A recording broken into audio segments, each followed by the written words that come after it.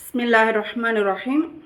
நேற்று அல்லாஹு தாலாவுடைய அந்த தன்மைகளை பற்றி பார்த்தோம். இன்றைக்கி அல்லாஹு தாலா அனைத்தையும் அறிகிறான். அவனுடைய அந்த இன்னும் அதிகப்படியான தன்மைகளை பார்க்க போகிறோம். அல்லாஹு தாலா சகலவற்றையும் நன்கு அறிகிறான். இவ்வுலகம் முழுவதிலும் யார் யார் என்னென்ன நிலைமைகளில் இருக்கிறார்கள், எது எது என்னென்ன நிலைமைகளில் இருக்கின்றன என்பவற்றை அவன் அறிகிறான். ஒரே நேரத்தில் அவை அனைத்தையும் அவன் அறிகிறான். பெரிய பொருளானாலும் சரி, சிறிய பொருளானாலும் சரி, அது அவனுக்கு தெரியாமல் இல்லை. அணு அளவுள்ள பொருட்களையும் அவன் நன்கறிவான். அவன் எதையும் மறக்க மாட்டான். அவன் எவ்விஷயத்திலும் தவறிழைக்கவும் மாட்டான். அல்லாஹ் தாலா மணலின் துகள்கள், மலையின் பொடிக்கற்கள், கடல் மற்றும் மலையின் துளிகள், மரங்களின் இலைகள் ஆகியவற்றின் எண்ணிக்கைகளையும் துல்லியமாக அறிவான். மரத்தில் உள்ள இலைகள் எத்தனை தடவை அசைகின்றன, அவை எப்போது விழும், எங்கே விழும் என்பன போன்ற விஷயங்களையும் அவன் நன்கறிவான். குரானில் கூறப்பட்டுள்ளது, அல்லாஹுவுக்கு தெரியாமல் மரத்தின் எந்த இலைகளும் கீழே விழுவதில்லை. சூரா அன்ஆம்ல வந்திருக்கு. மனிதன் தமது ஒவ்வொரு செயலையும் அல்லாஹ் அறிகிறான். மேலும் அனைத்து நிலைகளிலும் அல்லாஹ் தம்மை பார்த்து கொண்டிருக்கிறான் என்று நம்பிவிட்டால் அவன் பல்வேறு பாவமான காரியங்களிலிருந்து தப்பித்துக் கொள்வான்.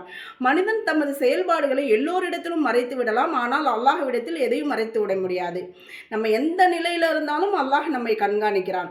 ஏனெனில் அல்லாஹு தாலா மனிதனின் ஒவ்வொரு அசைவுகளையும் அறியக்கூடியவனாக இருக்கிறான். மனிதனின் உள்ளத்தில் ஏற்படக்கூடிய எண்ணங்களையும் கூட அவன் அறிகிறான். குரானில் கூறப்பட்டுள்ளதாவது, வானங்களிலும் பூமியிலும் என்னென்ன இருக்கின்றனவோ அவன் அவற்றை அறிகிறான்.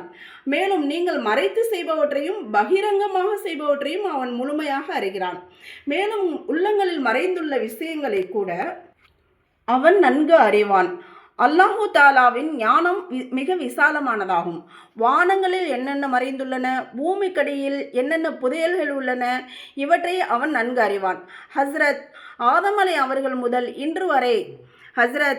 அலைஹிஸ்ஸலாம் அவர்கள் முதல் இன்று வரை எத்தனை மனிதர்கள் வந்துள்ளார்களோ, இனி கியாமத் வரை வரவிருக்கிறார்களோ, அவர்களின் எல்லோருடைய பெயர்களையும் அவர்களின் பெற்றோர்களின் பெயர்களையும் அவர்களின் நன்மை தீமைகள் யாவையும் அல்லாஹ் மிக அறியக்கூடியவனாக இருக்கின்றான். மேலும் கியாமத் எப்போது வரும் என்ற ரகசியமும் அவன் ஒருவனுக்கே தெரியும். இன்னும் மறைவான விஷயங்கள், மறைந்துள்ள இனி வரக்கூடிய அனைத்து விஷயங்கள் அனைத்தையும் அவன் அறிவான். மறைவான விஷயங்கள் அனைத்தும் அவனுடைய கட்டுப்பாட்டிலேயே உள்ளன. குரானில் கூறப்பட்டுள்ளதாவது, மறைவான விஷயங்களின் சாவியே அல்லாஹ்விடத்திலே இருக்கிறது. அவற்றை அல்லாஹுவை தவிர வேறு யாரும் அறிய மாட்டார்கள். அல்லாஹு தாலாவுடைய அறிவின் அளவுக்கு வேறு யாருக்கும் அறிவு கிடையாது. அவர் நபியாக இருப்பினும் சரியே, அல்லது வானவராக இருப்பினும் சரியே. ஆனால் அல்லாஹ் தான் யாருக்கு நாடுகிறானோ அவர்களுக்கு மறைவான ஞானங்களை கற்றுத்தருகிறான். அது அல்லாஹுடைய அறிவிலிருந்து உள்ளதுதான். அதிலிருந்து அல்லாஹ் அவங்களுக்கு கொஞ்சம் வழங்குகிறான். அனைத்து படைப்பினங்களிடத்திலும் எவ்வளவு அறிவு உள்ளதோ அவை அனைத்தும் அல்லாஹுவால் வழங்கப்பட்டதே. அல்ஹம்துலில்லாஹ்.